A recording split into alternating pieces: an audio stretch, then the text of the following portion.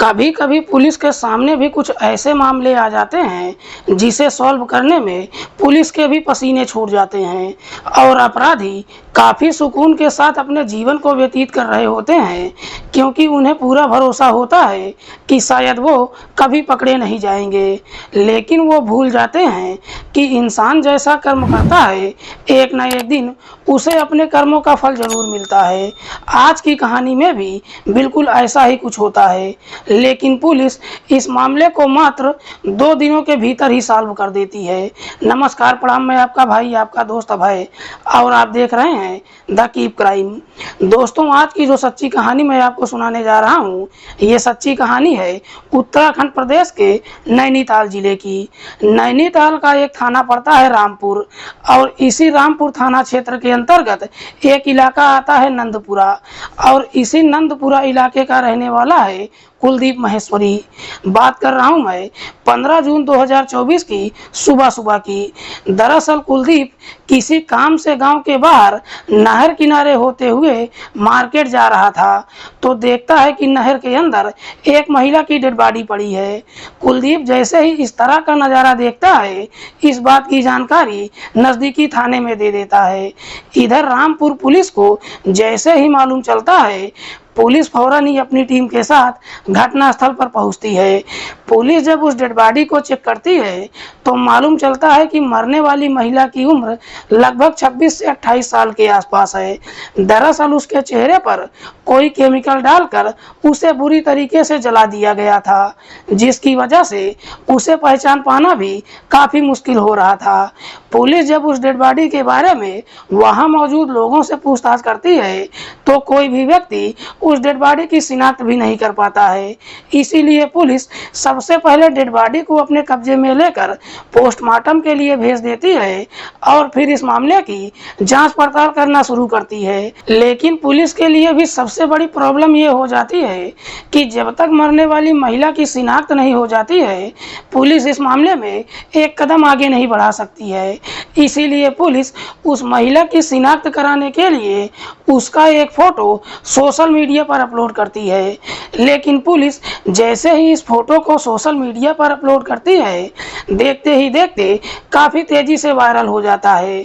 और जैसे ही एक दिन का समय गुजरता है, अगले दिन 16 जून 2024 को एक व्यक्ति थाने में पहुंचता है और पुलिस वालों से कहता है कि साहब, मेरा नाम अंकित शर्मा है और मैं दिल्ली के भजनपुरा इलाके का रहने वाला हूं। दरअसल जिस महिला का फोटो सोशल मीडिया पर वायरल हो रहा है, वो कोई और नहीं बल्कि मेरी ही पत्नी है, जिसका नाम है जन्नत अंसारी। अंकित जैसे ही ये सारी बातें पुलिस वालों से कहता है, पुलिस उस डेड बॉडी को अंकित को दिखाती है, जिसे देखकर अंकित शिनाख्त कर लेता है। लेकिन अंकित जब उस डेड बॉडी का शिनाख्त कर लेता है, पुलिस को कहीं ना कहीं अंकित के ऊपर ही शक चला जाता है, क्योंकि अंकित जाति से ब्राह्मण है, तो वहीं उसकी पत्नी मुस्लिम समुदाय से है। इसीलिए पुलिस को लगता है कि या तो अंकित ने या फिर उसके घर वालों ने ही जन्नत की हत्या कर दिया है। पुलिस अंकित को अपनी हिरासत में लेती है और फिर जन्नत की हत्या के बारे में पूछताछ करती है। पुलिस अंकित से एक पर एक कई तरीके के सवाल करती है, लेकिन लास्ट में पुलिस को मालूम चलता है कि अंकित वाकई में निर्दोष है। उसके बाद पुलिस अंकित को छोड़ तो देती है, साथ ही साथ अंकित से सवाल करती है कि क्या तुमको किसी पर शक है कि तुम्हारी पत्नी की हत्या कौन कर सकता है। इस पर अंकित पुलिस वालों से कहता है कि साहब, मुझे शक ही नहीं बल्कि पूरा भरोसा है कि मेरी पत्नी की हत्या किसी और ने नहीं बल्कि उसी के जीजा सोनू सैनी ने किया है। सोनू जो रामपुर इलाके का ही रहने वाला है। अंकित जब सोनू का नाम लेता है, पुलिस अंकित की तहरीर पर सोनू के नाम पर नामजद मुकदमा दर्ज करती है और फिर सोनू से पूछताछ करने के लिए उसके घर पर जाती है, तो मालूम चलता है कि सोनू अपना घर छोड़कर फरार हो चुका है, जिसकी वजह से पुलिस को पूरा भरोसा हो जाता है कि शायद सोनू जन्नत की हत्या के बारे में जरूर कुछ न कुछ जानता है। इसीलिए पुलिस अब सोनू को ढूंढना शुरू कर देती है, साथ ही साथ अपने खबरियों को भी काम पर लगा देती है। तभी शाम के समय एक खबरी थाने में जाता है और पुलिस वालों से कहता है कि साहब सोनू चोर पानी इलाके में छुप कर बैठा हुआ है। खबरी जैसे ही सोनू का लोकेशन देता है, पुलिस उसी समय चोर पानी इलाके में जाती है और वहां से सोनू को अपनी हिरासत में लेकर थाने पहुंच जाती है और फिर सोनू से जन्नत की हत्या के बारे में सख्ती से पूछताछ करती है। सोनू भी तुरंत ही अपनी सच्चाई कबूल कर लेता है, लेकिन सोनू जब इस हत्या की पूरी कहानी बताता है तो इसमें एक बड़े पैमाने पर सेक्स रैकेट का खुलासा होता है। सोनू, जिसके पिता का नाम है पूरन सैनी, दरअसल सोनू रामपुर इलाके से ही अपनी पढ़ाई कंप्लीट करता है, लेकिन सोनू जब जवानी की दहलीज पर कदम रखता है, अपनी पढ़ाई छोड़ देता है और आवारा लड़कों के साथ मौज मस्ती करने लगता है, जिसकी वजह से सोनू के पिता पूरन भी एकदम से परेशान हो जाते हैं। इसीलिए पूरन सोचता है कि मैं अपने बेटे की शादी कर देता हूँ, शायद शादी के बाद सोनू सुधर जाएगा। इसीलिए पूरन अपने बेटे की शादी बिजनौर की रहने वाली मीना कुमारी से कर देता है। सोनू जब मीना से शादी कर अपने घर लेकर आता है, सुधरने की बजाय और भी गलत रास्तों पर चल पड़ता है। दरअसल सोनू शादी के बाद कई महिलाओं के साथ अनैतिक संबंध बनाना शुरू कर देता है। दरअसल सोनू का जिन महिलाओं के साथ इस तरह का रिश्ता कायम होता है, तो सब की सब महिलाएं रामपुर इलाके में ही देह व्यापार का धंधा करती हैं। सोनू का जब इस तरह की महिलाओं के साथ संगत होता है, उसके बाद सोनू जो कुछ भी पैसा कमाता है उन्हीं सारी महिलाओं के ऊपर उड़ाना शुरू कर देता है। दरअसल उन महिलाओं के साथ इस प्रकार से घुल मिल जाता है कि आखिरकार एक दिन सोनू भी इसी धंधे में उतर जाता है। उसके बाद सोनू उन महिलाओं के साथ मौज मस्ती ही नहीं करता है, बल्कि उन महिलाओं के लिए कस्टमर भी लाने लगता है, जिसकी वजह से सोनू भी अच्छा खासा पैसा कमाने लगता है। सोनू जब कम समय में ही अच्छा खासा पैसा कमाकर अपनी पत्नी को देता है, इधर सोनू की पत्नी मीना को भी मालूम चल जाता है कि उसका पति कौन सा धंधा करता है। लेकिन मीना को जब अपने पति की सच्चाई मालूम चलता है, मीना अपने पति को सही रास्ते पर लाने की बजाय खुद भी इसी धंधे में उतर जाती है। उसके बाद सोनू उन सारी महिलाओं को अपने घर पर ही बुलाने लगता है और सारे कस्टमर को भी अपने घर पर बुलाना शुरू कर देता है। ये सिलसिला कई महीनों तक चलता है, जिसमें सोनू अच्छा खासा पैसा ही नहीं कमाता है, बल्कि अपने लिए एक कार भी खरीद लेता है। लेकिन जैसे ही कुछ महीने का समय गुजरता है, इस बात की जानकारी सोनू के आस पड़ोस के लोगों को मालूम चल जाता है और लोग इस बात की जानकारी पुलिस को दे देते हैं। इससे पहले कि पुलिस सोनू के घर पर पहुंचती, सोनू अपनी पत्नी के साथ अपना घर छोड़ देता है और फिर चिलकिया इलाके में जाकर किराए का एक कमरा लेकर वहीं पर अपना धंधा शुरू कर देता है। लेकिन चिलकिया इलाके में जब रहना शुरू करता है, वहीं पर सोनू की मुलाकात एक और लड़की से होती है, जिसका नाम है रुखसार। रुखसार जो उत्तर प्रदेश के अमरोहा की रहने वाली है। दरअसल रुखसार भी इस धंधे को पिछले कई सालों से करती आ रही है, लेकिन सोनू जब रुखसार को देखता है तो रुखसार की खूबसूरती देखकर उसे पहली नजर में ही पसंद कर लेता है और फिर रुखसार से शादी भी कर लेता है। लेकिन सोनू जब रुखसार से शादी करता है, रुखसार से सोनू के 2 बच्चे भी हो जाते हैं। लेकिन सोनू जब रुखसार से शादी करता है तो शादी के बाद भी रुखसार को इस धंधे से नहीं निकालता है। रुखसार की ही छोटी बहन है जन्नत अंसारी, जो अपनी मां सलीमा के साथ दिल्ली के भजनपुरा इलाके में रहती है। दरअसल जन्नत की मां सलीमा भी भजनपुर इलाके में देह व्यापार का ही धंधा करती है। जन्नत जिस इलाके में अपनी मां के साथ रहती है, उसी के मोहल्ले का रहने वाला है अंकित शर्मा। अंकित जब जन्नत को देखता है तो जन्नत की खूबसूरती देखकर उसे पसंद कर लेता है और फिर अंकित और जन्नत के बीच में प्रेम प्रसंग शुरू हो जाता है। अंकित और जन्नत के बीच में जब प्रेम प्रसंग शुरू होता है, इस बात की जानकारी जब जन्नत की माँ सलीमा को मालूम चलता है, सलीमा भी इस शादी की मंजूरी ही नहीं देती है, बल्कि हंसी खुशी अपनी बेटी की शादी अंकित से कर देती है। अंकित जब जन्नत से शादी कर लेता है, उसके बाद जन्नत अपनी माँ का घर छोड़कर अंकित के साथ रहने लगती है। लेकिन अंकित जब जन्नत से शादी करता है, उसके बाद अपनी ससुराल भी जाने लगता है। लेकिन एक दिन अंकित जब अपनी ससुराल में जाता है, तब अंकित को मालूम चलता है कि उसकी सास कौन सा काम करती है। अंकित को जब मालूम चलता है कि उसकी सास देह व्यापार का धंधा करती है, उसके बाद अंकित अपनी पत्नी को उसके मायके जाने पर रोक लगा देता है, जिसकी वजह से जन्नत और अंकित के बीच में झगड़ा तकरार शुरू हो जाता है।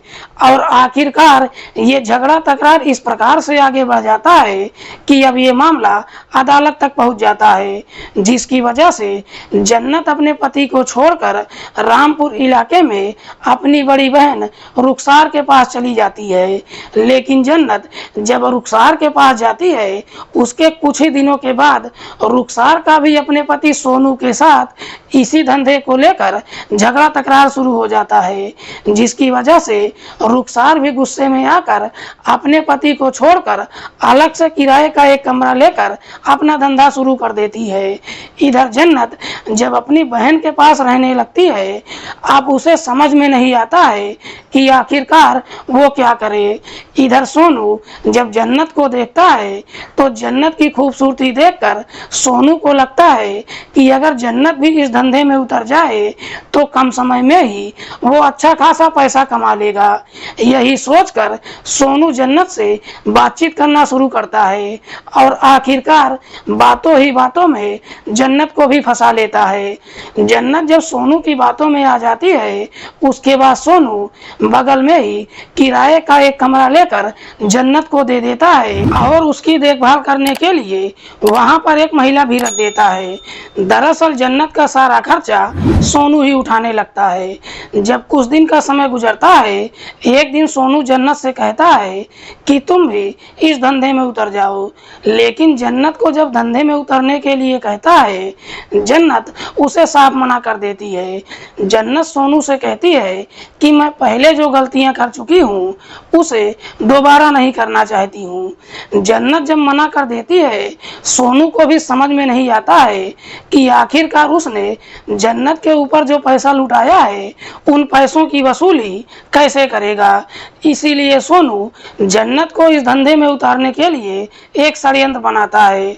दरअसल एक दिन शाम के समय जन्नत के कमरे पर जाता है, उसे कोल्ड ड्रिंक में कुछ नशीली चीज मिलाकर पिला देता है, जिसे पीने के बाद जन्नत एकदम से नशे में आ जाती है। जन्नत जब नशे में आ जाती है, उसी समय सोनू जन्नत के साथ संबंध बना लेता है। लेकिन जन्नत जब होश में आती है और जब उसको मालूम चलता है कि सोनू ने उसके साथ इस तरह की हरकत किया है, जन्नत अब सोनू से शादी करने के लिए दबाव डालने लगती है। लेकिन सोनू जन्नत से शादी करने से साफ इनकार कर देता है और इसी बात को लेकर जन्नत और सोनू के बीच में झगड़ा तकरार शुरू हो जाता है। इधर इस झगड़े तकरार के बारे में जब सोनू की पहली पत्नी मीना को मालूम चलता है, मीना अपने पति को समझाते हुए कहती है कि जन्नत तुम्हारे गले की हड्डी बन चुकी है, आज नहीं तो कल वो तुम्हारे लिए दिक्कत कर सकती है। इससे पहले कि वो तुम्हारे लिए परेशानी बन जाए, उसके लिए कोई रास्ता निकालो। जब अपने पति को इस तरह की बातें कहकर समझाना शुरू करती है, सोनू को भी लगता है कि शायद उसकी पत्नी सही कह रही है। इसीलिए सोनू जन्नत को ही इस दुनिया से हटाने का तय कर देता है और फिर जन्नत को इस दुनिया से हटाने के लिए एक षड्यंत्र बनाता है। साथ ही साथ इस षड्यंत्र में अपने साले गुड्डू को भी शामिल करता है। जब अपना पूरा षड्यंत्र बना लेता है, इसी षड्यंत्र के तहत 14 जून 2024 की शाम के समय सोनू अपने साले के साथ गुड्डू के कमरे पर पहुंचता है और अपने साथ शराब की कुछ बोतल भी लेकर जाता है। उसके बाद तीनों एक साथ बैठकर शराब पीना शुरू करते हैं, लेकिन सोनू और गुड्डू अपने षड्यंत्र के तहत सबसे ज्यादा मात्रा में जन्नत को शराब पिला देते हैं। जन्नत शराब तो पी लेती है, लेकिन बावजूद इसके जन्नत के ऊपर नशा हावी नहीं हो पाता है और शराब पीने के दौरान ही जन्नत सोनू के ऊपर शादी करने का दबाव डालने लगती है। सोनू जब शादी से इनकार करना शुरू करता है, दोनों के बीच में मारपीट शुरू हो जाती है, जिसकी वजह से सोनू इस प्रकार से गुस्से में आ जाता है कि जन्नत को उठाकर जमीन पर पटक देता है, जिसकी वजह से जन्नत बेहोश हो जाती है।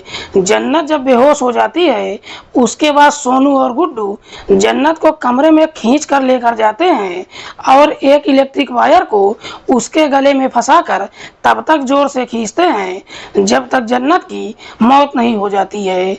जन्नत की जब मौत हो जाती है, उसकी डेड बॉडी को ठिकाने लगाने के लिए उसी रात को उसकी डेड बॉडी को अपनी कार में लोड करके वहां से निकलता है और सीधे नंदपुरा के नहर किनारे पहुंच जाता है और उसी नहर में जन्नत की डेड बॉडी को फेंक देता है।